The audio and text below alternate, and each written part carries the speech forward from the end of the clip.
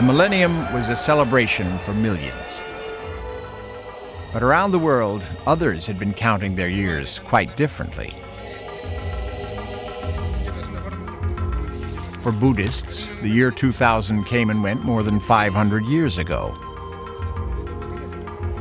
In the Muslim world, it was only the year 1420, while to many Jews, the date was 5,760.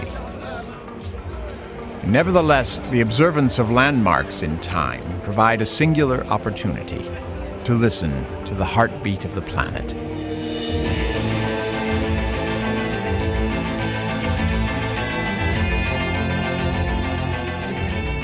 The National Geographic Society has long been capturing time, making it stop, slowing it down, and speeding it up, revealing much that otherwise is hidden.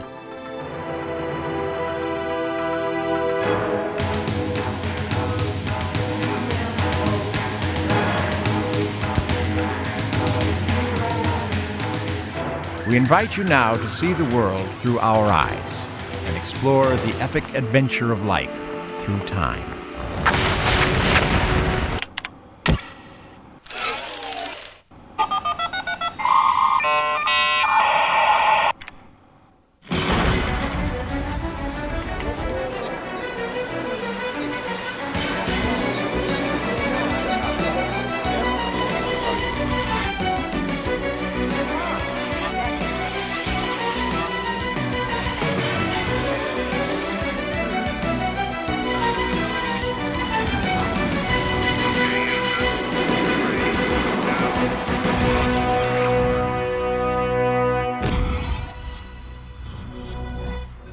Welcome to the internet.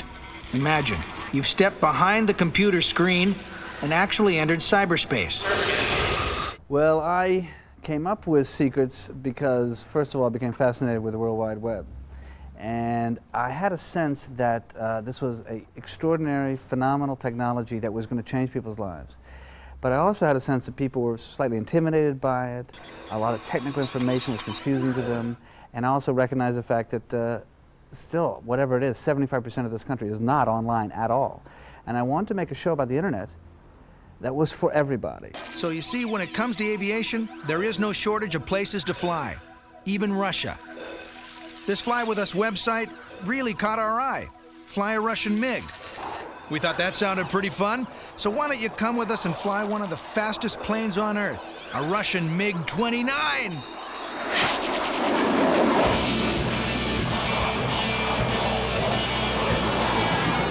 Cruising at twice the speed of sound, this Soviet jet fighter can hold its own against any of America's front-line fighters.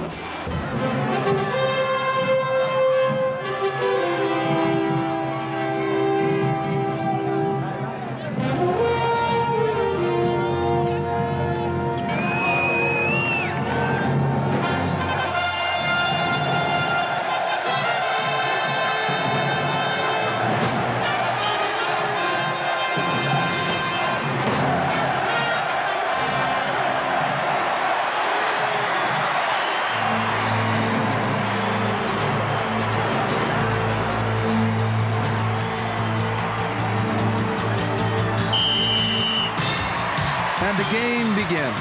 Santa Croce versus San Giovanni. Blue versus green. Gabrielle versus Leonardo. For the next hour, these men will do anything in their power to get the ball into the defending team's net and to stop their opponents from doing the same. The scoring is simple. Each field goal scores 1 point. But if the ball sails over the net, watch out. The defending team scores a half a point. With the strong arm tactics used on defense, I wondered at first if anyone would score at all.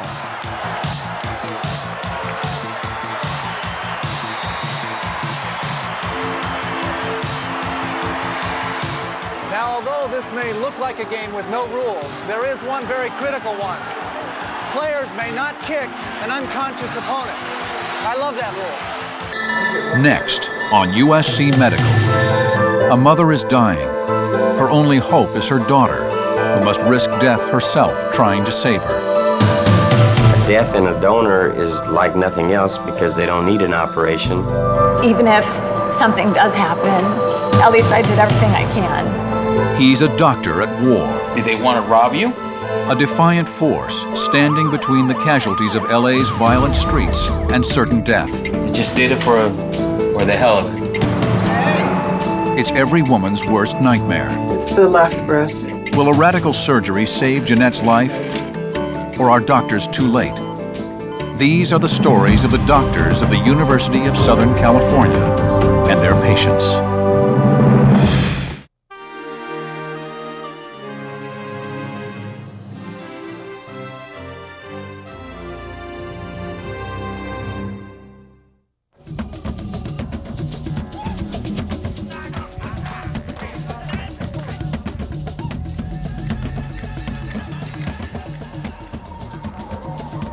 There's a new sound sweeping the planet that's as old as humanity itself.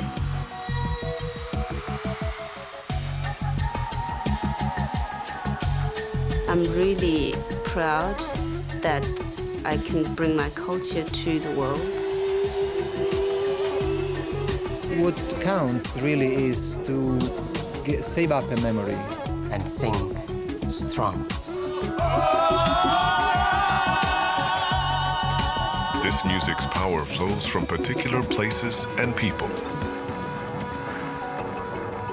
Tiny villages and crowded cities.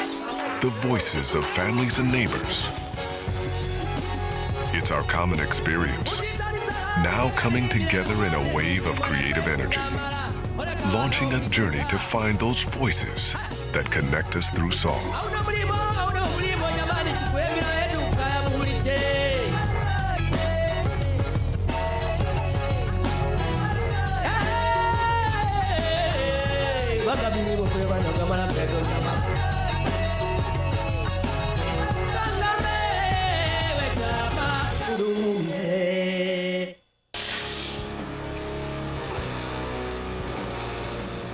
I think it's going to be amazingly awesome when it's done.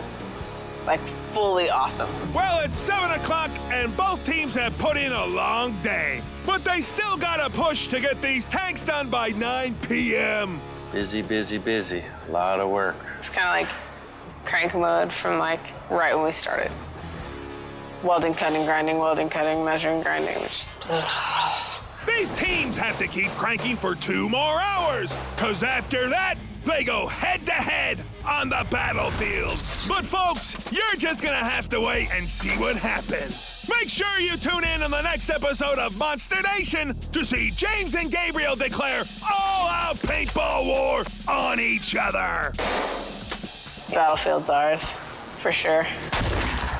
Oh, when we get out to the battlefield, we are gonna just kill them. We're gonna drive around them and just shoot them all day long. They're not even gonna get a chance, so. Whose tank will prevail? You be the judge. She was an English girl, barely 18 years old.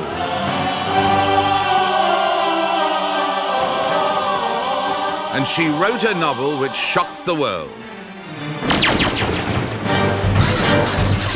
Mary Shelley gave us a tale so terrifying that it has been told countless times on stage and screen. 180 years later, it still has the power to haunt our dreams.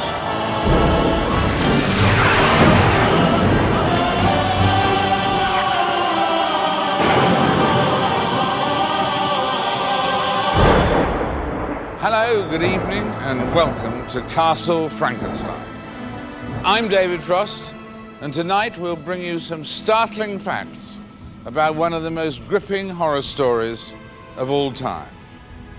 A story whose secret origin may well lie here at the Castle Frankenstein. Discover the shocking story behind Mary Shelley's vision. Mary Shelley's life was almost as tragic as the creature's life in Frankenstein. What extraordinary forces conspired to trigger this teenage girl's imagination? Was Frankenstein the product of a hellish nightmare? Or could there have been a real Dr. Frankenstein? And if so, who was he? Also, the people around in this area, think that Dippel was Frankenstein. Konrad Dippel is Frankenstein.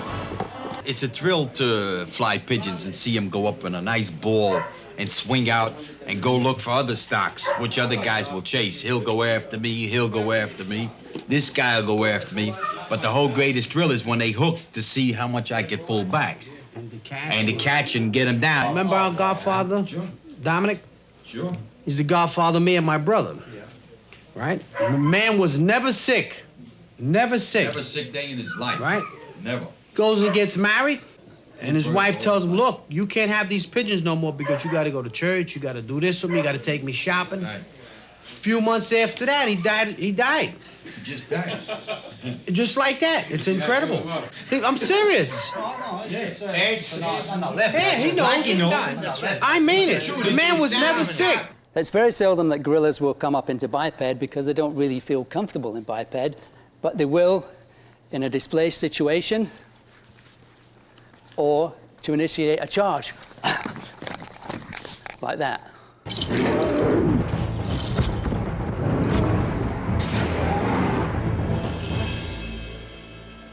Baker's biggest challenge was to create gorillas that could be intercut with the real thing. In 1985, an icon of gorilla research, Diane Fossey, was brutally murdered in Rwanda.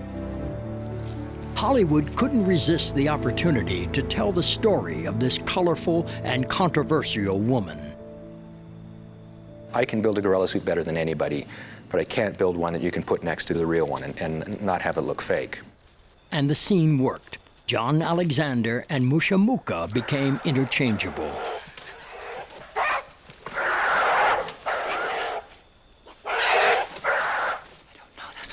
I finally made the suit that I always wanted to make, a suit that really looked like a real gorilla.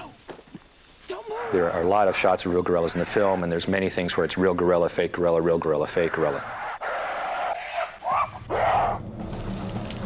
Most of us haven't experienced facing off a charging gorilla in the wild.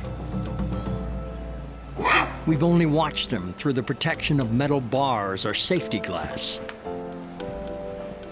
Gorillas come to America. Next on Gorillas, Primal Contact. What people don't understand is how popular Al Capone was in Chicago during the 1920s. If he went to the ballpark, it was like the Babe Ruth of gangsters was there. If he took friends to the movies, the show stopped.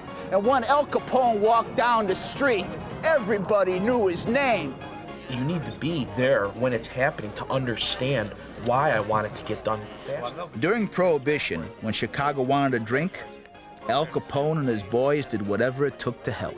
Because the longer the truck's there, the more suspicious it's going to look. People wanted a drink. They wanted good times.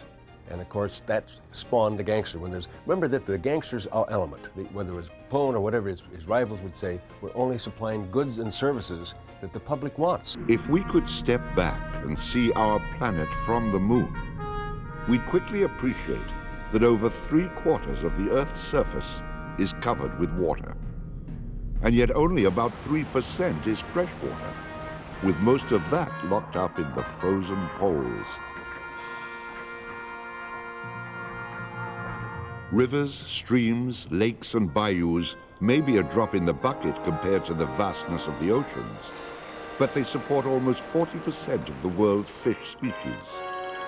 It's in and around these freshwaters that terrestrial animals meet and interact with aquatic creatures.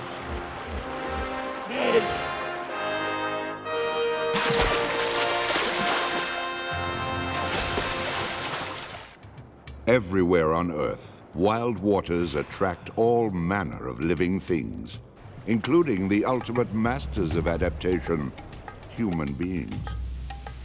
We have overcome the cold, wet, and darkness of the liquid world and made it our ally. We've found ways to breathe, live, explore, hunt, and float upon the waters, harnessing this gift to our benefit. But as the ultimate masters of nature's greatest bounty, we are also the most responsible for protecting this priceless substance. It is in our power to both conserve and preserve the wild waters of the world, knowing full well that in water we find the wonder of life itself.